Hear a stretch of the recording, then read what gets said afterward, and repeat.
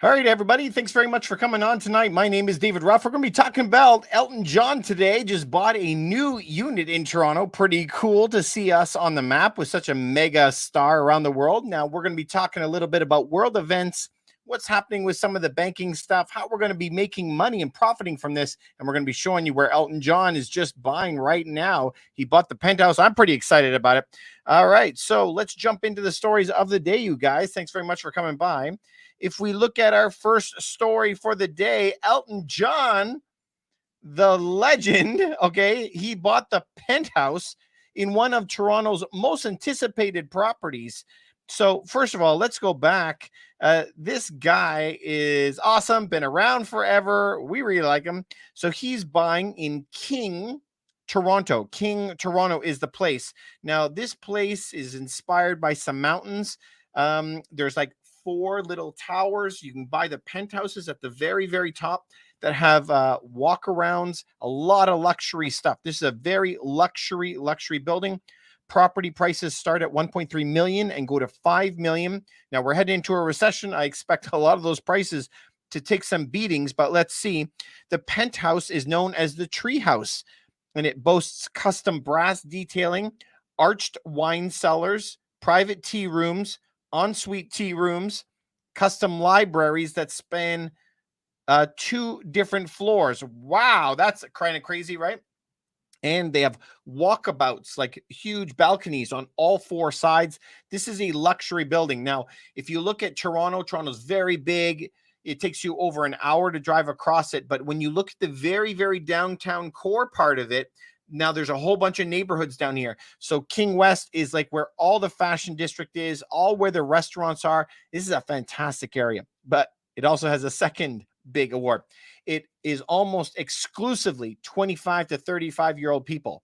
And it is one of the most active areas in real estate. And why? Because when you are like 21, 22, you're desperate to move there, right? It's like the center of everything.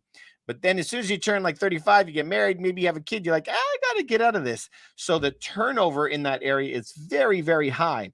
Now, Elton John doesn't really care about the economy. Like he doesn't care. He's got the money to spend on it. So this type of property is amazing. So let me show you what the outside looks like. I think it's pretty cool myself. You guys let me know what you think. Just go onto Google Images and type in King Toronto. It's a set of glass cubes all stacked on top of each other and going less and less. And they're littered with trees and plants all over the entire thing. Really, really, really cool, I think. So where is this? It is right on King West. If you type in the address, you can type in King Toronto if you want. Right on Google Maps, it's going to show you where it is. So it's near Portland kind of thing, Portland and King. That's where they're going to be building it. So that's just 1 block above Wellington. And you guys should know about Wellington. That's like Millionaires Row right down there. Very, very, very nice area. I mean, you couldn't pick a better area, I don't think. Amazing. Let me know what you guys think if you like King condos. Now, King condos to live in or King condos to invest in, very different story, of course. All right, you guys. So let's continue on because that was the fun news of my day. So I like King West very, very much. Wellington, Millionaires Row, some amazing condos there. Some of the best that you're going to see in the whole city. Of course, that row is very, very nice. It's still, I don't think, comparable yet to what you would see up on Charles and in Yorkville area. They have some really luxury properties up there. It's not coming quite to that level. But for the area, how can you beat the area? King West is amazing, right? But we generally see a regular pattern in Toronto. Now, this is going to be the same no matter where you live. But when people come to the country, they're going to move over to Spadina and QEW, right? Into those city place, they're called. Kind of low-end condos. Then they're going to grow up into their 20s. They're going to want to go to King West, party, 25 to 35. Then they're going to go over to King East, a little bit higher, upscale restaurants, They're going to be there around 35 to 40. Then people want a little bit of space, and they're going to move over into like Leslieville. And then they're going to be there, and that's like young families over in Leslieville. And then if they continue to do well and they continue doing better in their businesses, they're going to end up moving up to Rosedale, or they're going to move up to Forest Hill or something like that. And we see this pattern as they go through the city over and over and over again. If you're in my job, we're fortunate enough to see a lot of patterns and demographic shifts. So it's a lot of fun, I think. So New York, really, really cool. And this place, very, very cool. So you guys, let's go on to my next story, you guys. This one is going to be very interesting, I think. So go to axios.com, Axios, Axios.com. If you'd like to check out Axios, it says cities push to convert deserted office buildings into housing. You guys, I've been telling you about this for several years, because as buildings are not being put to their full use, imagine across from my office is a building by, what's it called? It's by Salesforce. Salesforce is getting rid of the whole building. They're leasing it. They don't own it, but they got to spend, I don't remember what it is, $8 million a year in a lease. Now they don't have to spend that kind of money. They can put it right to their bottom line. They're making just as much. So as people were working from home more and more, we don't need these downtown offices downtown. Now, this sounds easy to convert them into residential. It's a terrible job, but it's worth it. So why is it so terrible? Is because think about when you go into an office, that floor, how much space there is, and there's going to be a couple bathrooms per floor, maybe.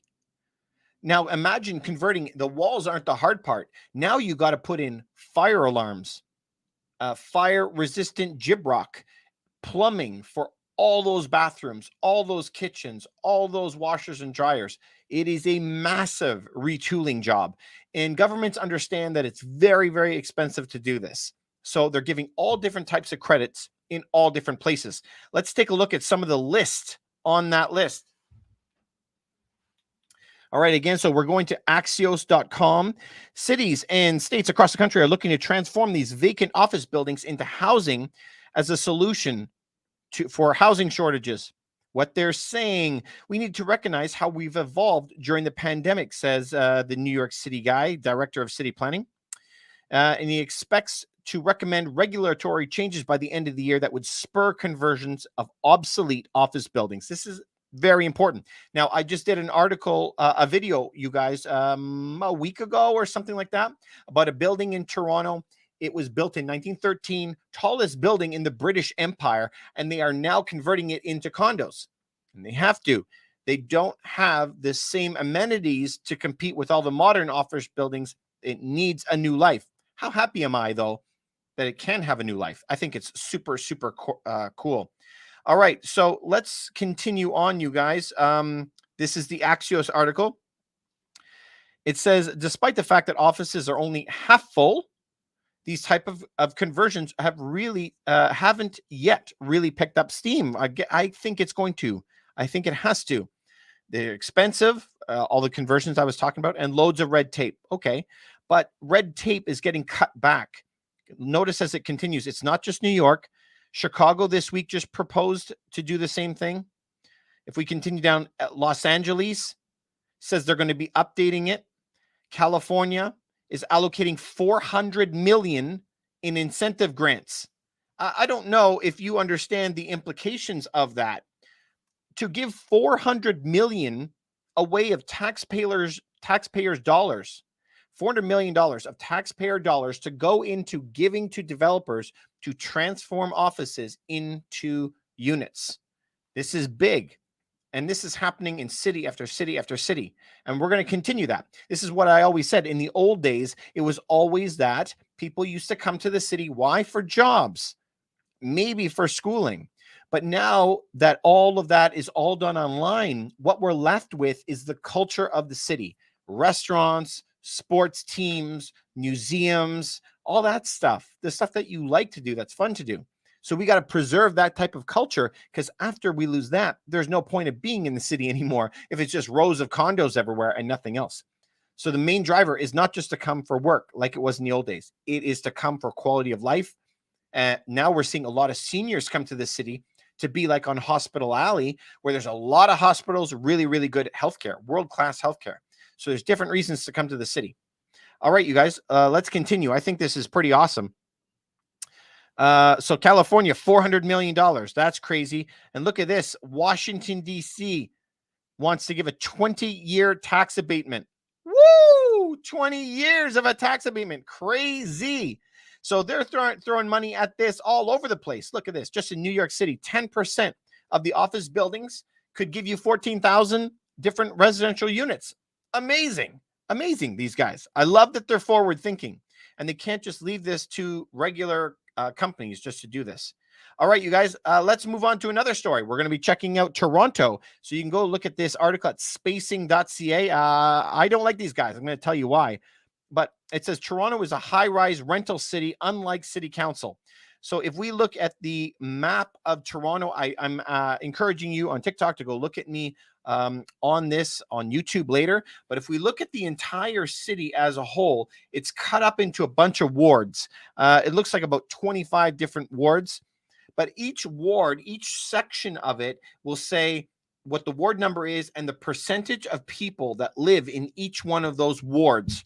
So if we look at the right downtown core where my offices are, it's 58% and 70% of people that live in that area are living inside of high rises. But come on, man, we don't have to be like Sherlock Holmes to figure this out. You've flown in on an airplane here or walked down the street and seen no sun because there's towers everywhere, right?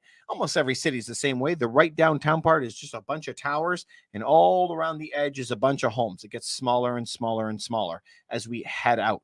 Same as here is if you look at all the buildings from downtown on Yonge Street, Bay Street, and then you start heading out past Bathurst and then over to Roncesvalles, you see the homes just get shorter and shorter until they're 2 levels.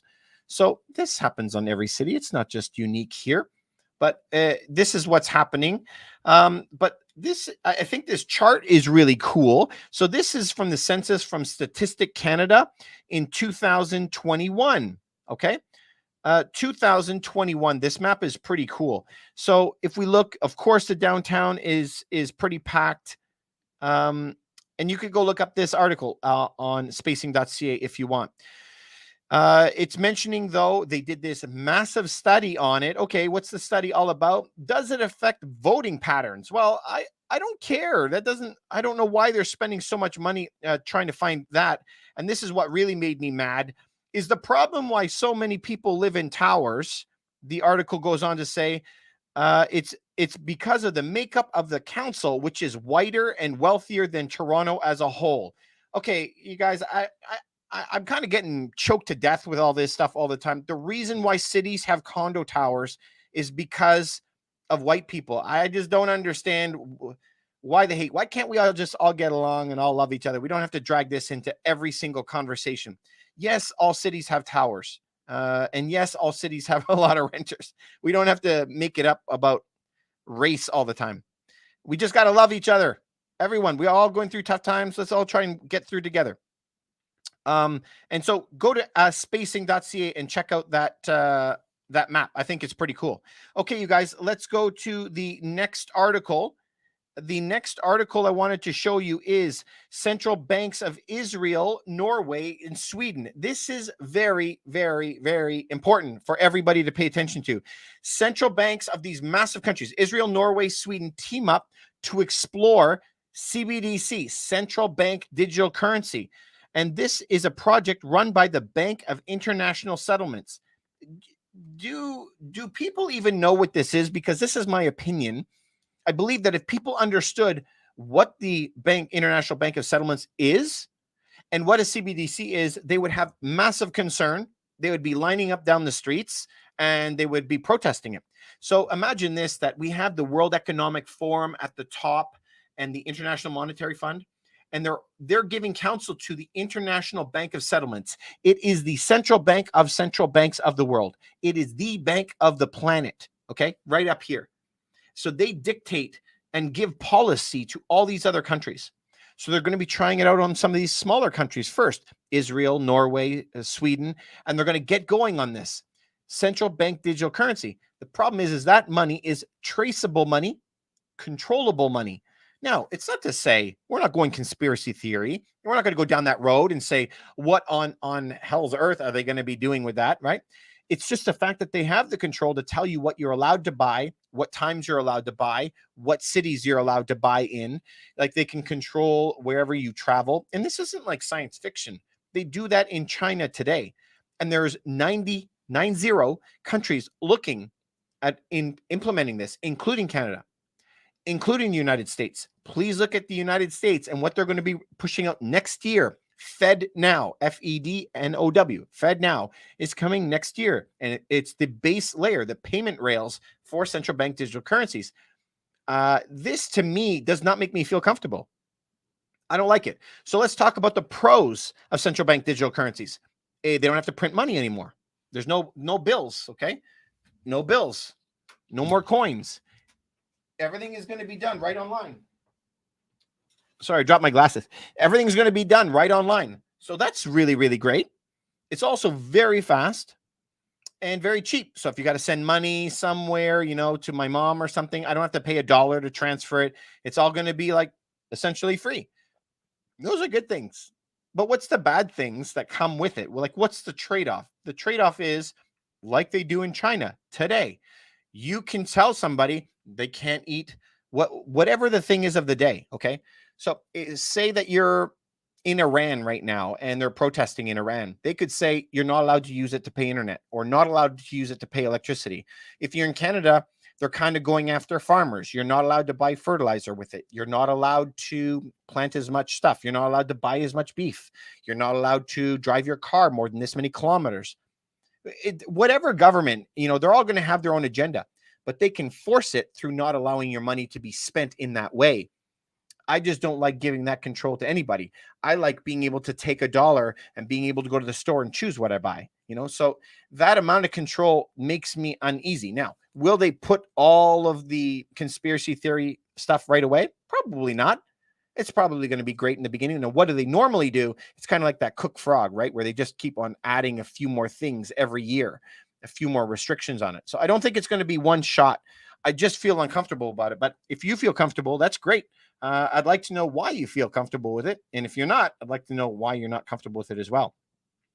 Now, the last story I want to share with you for tonight is a story that is out of the Bank of England. And this is what I think is going to be happening to Canada and the United States this next year in 2023.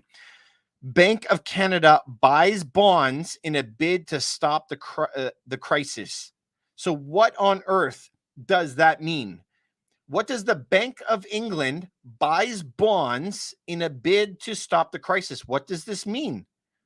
It says the Bank of England launched an emergency intervention. Please go look at this at WSJ, wallstreetjournal.com. The Bank of England launched an emergency intervention to restore order to the bond market. Okay? Did you notice that? And then what does it go on to say? It's because of the government tax cuts, and it sent borrowing costs soaring and triggered a meltdown in complex financial instruments held by pension funds. So they need to buy bonds to stop the problems with pension funds. Now, you guys, we got to be smart and be able to put our big boy hats on here. We need to put our big boy hats on. Go check out the article, Wall Street Journal. Why is the Bank of England printing bonds? So they elected in a new person, Liz Truss. She's a conservative. She knows the conservative playbook. Think of the Iron Lady, Margaret Thatcher, or Ronald Reagan type policies. Okay, that's her policies. We're going to make tax cuts, give tax cuts and incentives to companies to build more and get more jobs to get them going that way. This has been a tale as old time, 50-year-old. Okay, it's the same playbook. But when she said there's going to be tax cuts, the entire economy went into meltdown. Stocks were dropping like crazy. The British pound is dropping like crazy. All kinds of damage in the markets.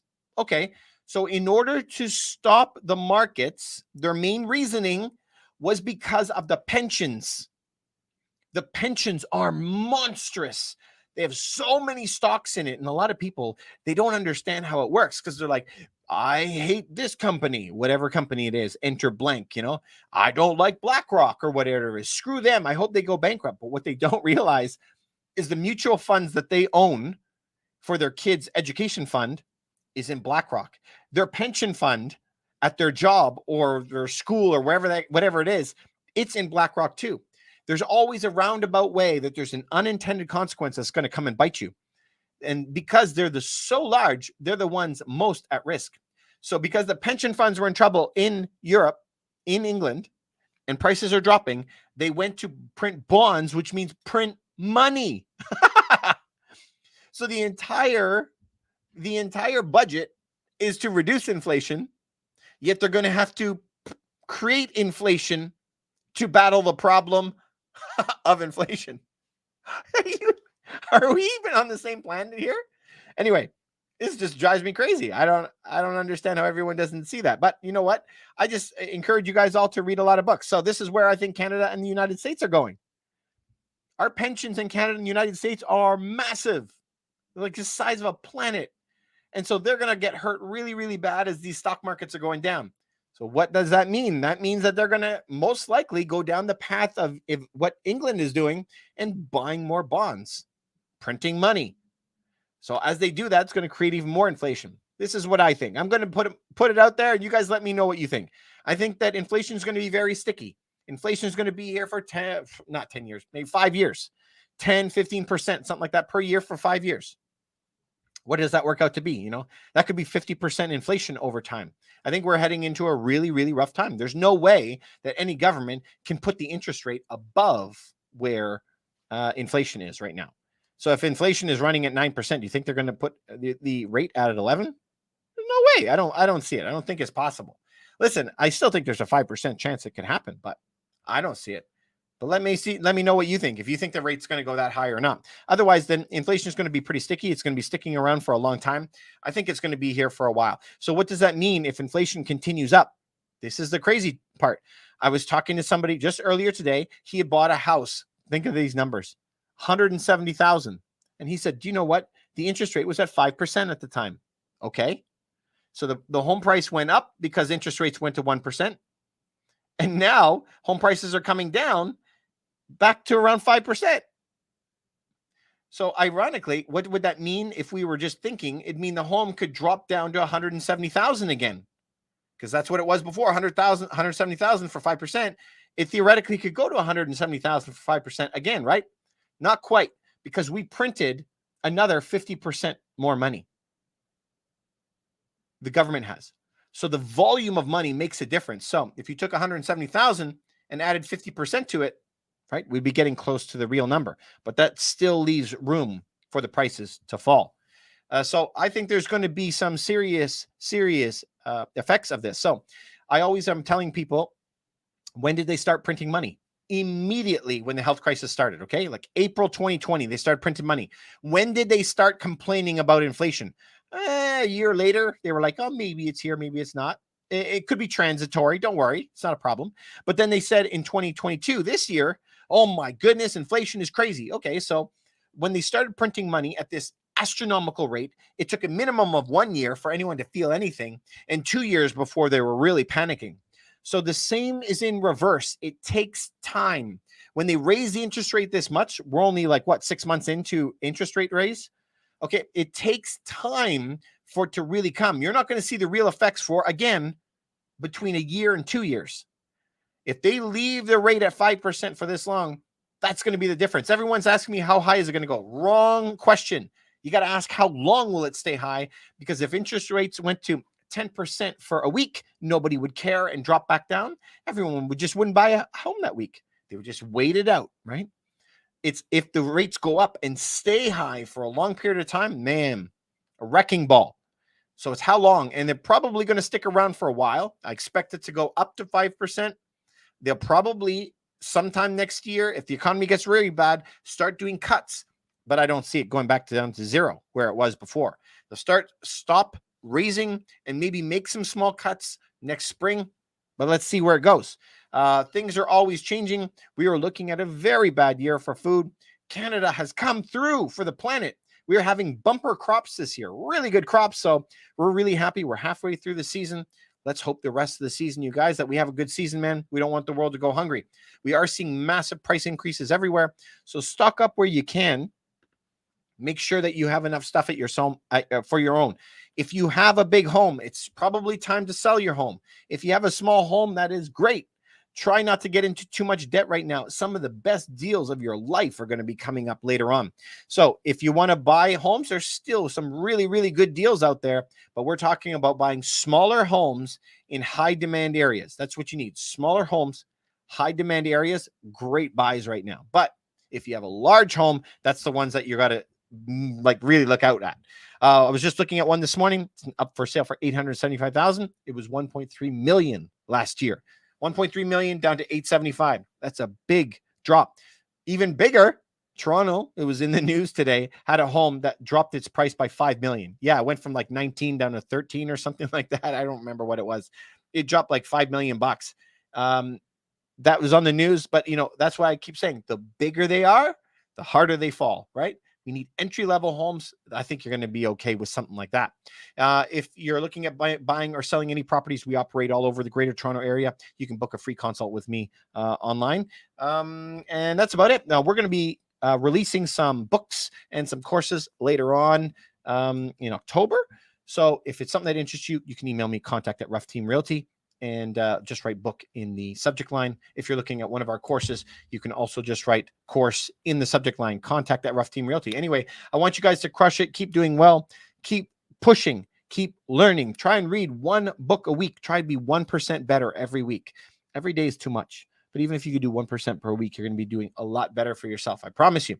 Keep making money. Keep crushing it. I love you, and I'm there for you, okay? So if you have any questions, email me, contact@Rough Team Realty. I'll see if I can help you out in any way. Please remember to like, subscribe, and hit that notification bell. It really helps the channel. We want the channel to grow more. We're really trying to help more people as we go through this. Toronto is an awesome city. I love living here. Been living here a long time. Now Elton John is moving in here. Makes me even happier. Hopefully we'll run across him in the street. All right. I wish you the very, very best. You guys have a great night. Appreciate it. Talk to you soon. Guys, I'll answer any questions you want before I'm heading out. But buy stocks. You said on YouTube, you said you want more billionaires to buy silver. They probably are. If you're noticing the COMEX markets, the price of silver is going down, but the price to get physical metal in your hand for you to buy physical silver, if you go to my supplier of silver and you go check them out, you can see the links in both YouTube and TikTok. But if you look at my supplier, prices are going like this, up. And you're like, how is that possible that the market is going down on silver, but the price to get it in my hand is going up? And the reason is because the real guys who are collecting it and stacking it, they know. That's the difference. Jeremy on YouTube, how are you? Good to see you, buddy. Hope that you're doing well. Yeah, Tony, you mentioned crickets for food. Gross, eh? Yeah, I've seen that. I'm okay with feeding those cricket proteins to a bunch of cows or in dog food, but I don't really want to eat any crickets, to be honest. London, Ontario plant growing 13 billion crickets for food. Ugh. I've tried them, though. I'm not anti-trying them. You can go to the Axe. There's a couple places you can have cricket flour. I've tried it, but it's hard to get out of your head, man. Maybe if we put it in like some kind of spaghetti sauce. Montreal Services heard a story on Saudi Arabia maybe joining BRICS. Did you hear that from me? I've been saying that for a few weeks now. Yeah, Saudi Arabia is thinking of joining the BRICS nations: Brazil, Russia, India, China, South Africa. Argentina has already joined, and now Saudi Arabia might be joining. But if Saudi Arabia joins, man, it's like the game over. That's like playing the magic Pokemon card, the Charizard card. It's you win at all costs. There's nothing else. Game over. They control all the energy. So if they go on that side, it's over. But they've been on the side of the United States for decades. So if they move, man, everything's going to change. Everything's going to change. But I don't know if it will. Let's see, but I think that they will. Manny, how are you, buddy? Good to see you. All right, you guys. I hope that you had a fun night. I hope that you learned a couple things. Elton John's coming. That's pretty cool. And that's all my news for today. Guys, if you want to be being smart and going and picking up a little bit of gold and silver, always do that. I think it's a great idea. All right, you guys, that's it for me. I'm going to give you like another 30 seconds. If you have any questions for me, I'll fire it off before I head out.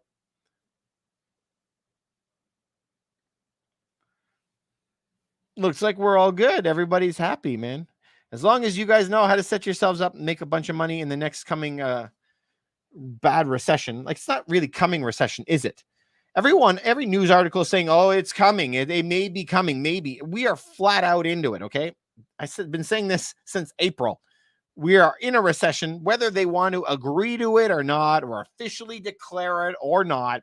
We are in a bad recession already, and I don't know why. For the all of time, we have one definition for it, and because Biden just doesn't want to admit it, because midterms are coming up, doesn't mean that we got to take the whole rule book and throw it out the window. Anyway, I feel bad because some people are listening to him and they're going to get really, really hurt. Gold and silver all day, man. He said, yeah, I agree, buddy. Cecil Martindale, if you want to know the gold and silver company I use, actually, Manny has bought gold and silver with me. Just go to the link in my bio. It's the company that I use. It's Kitco. We've been using them for 15 years. Every time that I buy their metals, I actually test them. They're always accurate. They've been around a long time. Very, very large company. Be careful not to buy from too small a company because you got to test all of your stuff. There's a lot of fakes out there, so be careful. Yeah, Manny. Oh, thank you very much. Yeah, he's telling you, Cecil, that's where to get it. Sam, you're saying, Sam, should you wait to buy? And how am I doing? By the way, I'm doing good, thanks. This is the thing. I've been buying consistently, regularly for 12 years. So, I'm always saying buy. And guess what's happened this year? The price has gone down. Guess what's happened when price has gone down? Like, if a Big Mac goes on special, am I going to go buy another one? Probably. Don't make fun of me because I'm chubby, okay? But yeah, if something goes on special and I like it, I'm going to go buy another one. So now that silver's even cheaper, my goodness, it's on sale. Why are you not buying it when it's on sale? So I think it's great. Silver is like one of my favorite things, but like the price has gotten, the gold to silver ratio has changed a little bit. But when I was screaming this from the hills in the summer, man, prices were amazing. Some of the best ever. Very welcome, Cecil. I got a random user saying good evening. Hey, how are you? What house to buy now? Man, Sam, that's a big, complicated question. What house to buy now? Just buy an entry-level home, a smaller home, not a large home. If you're in a large home, you got to be selling your home. If you're in a smaller entry-level home, then you're going to be doing good. Jeremy on YouTube, you're asking me, is a Dogecoin or Bitcoin be a good investment right now? No, I wouldn't be buying. Bitcoin's probably going to drop down between the $10,000 and $12,000 level. If you see Bitcoin hit between the $10,000 and $12,000 level, I'd be buying quite a bit. I'm not buying any Bitcoin right now. I've turned off my auto fulfillment, and I don't buy Dogecoin. It is what it is. I've been buying Bitcoin since 2013. So buy Bitcoin, buy Ethereum. Only the two big guys. I'm not into risking for the Dogecoin business. I only buy those two.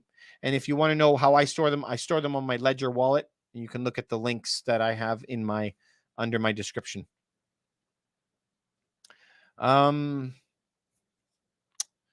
Zach over on TikTok. Hey, Zach, how are you, buddy? 1,800 square foot considered good. Not too big, right? It depends where. That's the thing. So if I was at an 1,800 square foot home and I lived where my sister lives, okay, small town. If you had an 1,800 square foot home, that's fine. That's perfect. But if you had an 1,800 square foot condo in Toronto, you're in the big condos. So it really depends where you are.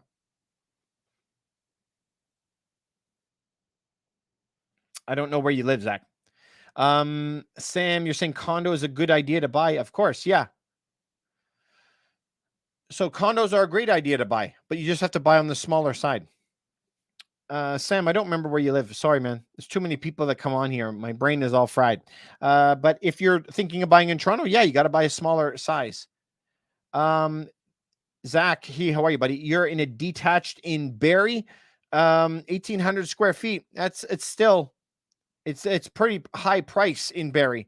So Barrie, we operate in Barrie. We operate all around Toronto, Oshawa, all the way to Niagara Falls up to Barrie, big area. Now we buy and sell in Barrie all the time for people who own their homes themselves. But if I was going to go buy other investment properties, I wouldn't be buying in Barrie. Barrie has a bit of a high premium to live in Barrie. But as what you're saying, 1,800 square foot in Barrie is not considered a large home. Almost every home is 1,800 square feet. Like, it's a very decent size for the entry level area. Manny, do you think detached in Toronto will drop? Oh yeah, detached in Toronto is dropped a lot. We're talking like down a lot. 25%, 30%. There's some areas, bloodbath around the GTA and just outside the GTA, 40, 50%. Yeah, detaches near the Kingsway definitely will get hurt really badly too. Remember, the higher the cost, the bigger they're going to fall. The bigger they are, the bigger they're going to fall.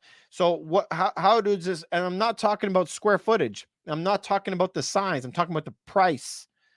So a $500,000 unit is probably not going to drop at all. A 600,000 unit might drop 5%. 700,000 might drop 10, but then once we get into the 15 million, it's going to drop by 50, 60%. A $3 million place is going to drop 40 to 50%. Do you know what I mean? It's going to get squashed as per dollar value. Manny, yeah, you're thinking down the road to buy in the Kingsway area. If you're thinking of buying in the Kingsway area, don't buy now. Please don't buy now. Just wait until it's going to be next year. And I don't know. I don't have a crystal ball, but you got to wait for damage to happen in the market. So this is the problem, Manny. Everybody is human. And everybody has feelings one way or another. And their feelings is what is going to bite them in the butt, because we see markets going up, up, up, up, up. And everyone's like, I'm going to wait and see. I'm going to fear of missing out, right? Oh my God. Oh my God. And then as it's dropping, it's like fear of overpaying into 2020 when the health crisis kicked in, and then prices are going up. And I'm going to keep waiting to see what I don't want to overpay. And now prices are on their way down and they're dropping, and they're like, oh, I'm going to keep waiting and seeing. So it doesn't matter what cycle that we're going through. Everybody is stuck like deer in headlights, afraid, fear of missing out, fear of overpaying. So you got to somehow overcome that fear. And how do you do that? You're going to do that through massive amounts of knowledge. And this is why I want you to prepare, Manny, now for what is going to come. Because when it is a good time for you to buy, you got to be looking at the market, and you're probably going to go tell your friend and go tell your dad and say, this is a great time to buy. And they're going to tell you, are you crazy? Home prices have dropped 30% in the past year. And you're going to go, I know. That's why I'm going to buy. You know what I mean? So it's like kind of like gut check time. And you're going to buy when there's going to be some trouble in the market. We have not seen trouble in the market. Everyone's complaining about it. Everyone's bickering about it. I'm not putting that down. People are having real difficulty paying their mortgage, buying food, getting gas in their car, real difficulty. So the struggle is real. But what I mean by is nobody has lost their home yet. Do you know anybody who has lost their home? I'm not bragging by saying I have thousands of friends, but I know thousands of people. We have a lot of clients. I don't know anybody who's had a foreclosure yet. I don't know anybody, but that's coming. The foreclosures will be coming. And so once that starts coming, that is when we're going to be like, okay, it's time to get ready. Okay. So in 2010 and 2009, I was receiving 5 emails a day. 10 emails a day, phones, text messages asking, can we work for food? We'll work in exchange for rent. Can 2 families move in together? Do you know anybody with a job? Like that level? A lot of people hurting. That's the point that you want to go over to the Kingsway and buy a property over there. That's when you're going to go over and go, okay, it's another 30% off. It's a good deal. So, Manny, when you get to that time, just remember me and call me. because that's the time that I want you to go buy something. Manny says, totally agree. Would you still be a good option to move up, i.e. sell townhouse and move up? That is the perfect strategy. Perfect. Couldn't have said it better myself. If you're in a smaller house now, those are the things that aren't going to go down very much. Imagine being able to keep the value of your townhouse over time, and then the thing that you want is going to be dropping massively in value. It's the perfect time to upsize. Right now, in this market, in a market where the stocks are crashing, crypto's crashing, home prices are crashing, interest rates are going up, guess what you do in this time? This is when you sell your big home and buy the entry-level home. You know what I mean? I got to sell while this big thing is still at a high enough price. Prices were on a relentless 13 years up, and now it's at the same price that it was 12 months ago. So if you sell now, you can still lock in 13 years of profits on that massive home, put it down into a couple smaller properties that aren't going to go down very much in value. I mean, I didn't invent this. This is what they've been doing for like 100 years. So I'm saying get your stuff out of the high risk house and put it into homes that don't go down much in value. The perfect strategy for you is once all the mayhem has gone through, that forest fire is burned through, then you sell your townhouse and get the big one. And you're moving into a big house, your dream house. So I was just looking at a house earlier today. I just mentioned it on the live here that before it was 1.3 million last year, and now it's 875. You're like, man, I am tempted, right? That's a lot down, but I'm like, no, wait, don't buy it now at 875. It's got further to go. We're going to get that thing for 600. So I'm going to just hang on. Don't be too quick. He wanted to sell a smaller house and buy the big house. And I'm like, bro, just chill, cool it. I don't think it's time. We got to wait. So Manny, next year, maybe like March, April, May, June. I don't know, maybe sometime this summer. Let's see how the market goes, right? But when you're like, man, the market is in rough shape, that's when you got to call me. All right, Manny, we've gone down this road a little bit. I think I've answered everybody's questions. I hope everybody's happy. I hope that you're going to have a great, fantastic evening. Keep on crushing it. The markets are going to continue their bloodbath, but we're going to not be afraid of this. We're going to be happy about it. The best deals of your life are coming up right now. All right, so let me know if you guys want to know anything about the book or courses. Send it my way, Manny. I'll talk to you soon. YouTube, thank you very much for coming on tonight. TikTok, thanks very much for all your support. We appreciate it. Please tell your friends about this. Yesterday, I put out a couple videos. Man, did I somehow spark some chords? We got like 150,000 views yesterday. Some people really were having some feelings about the matter. Kind of crazy. Sam, you said you bought a condo in Pickering. Universal Condos in Pickering 5 years ago. You paid $475. Good deal. You got a lot of profit in that thing then, man. Good job, Sam. Nice. I love it. YouTube, TikTok, thank you very much. Have a great night. We'll talk to you soon. Bye, YouTube. Thanks very much, Jeremy. Thanks for coming on. Thanks, Buy Stocks. Appreciate it.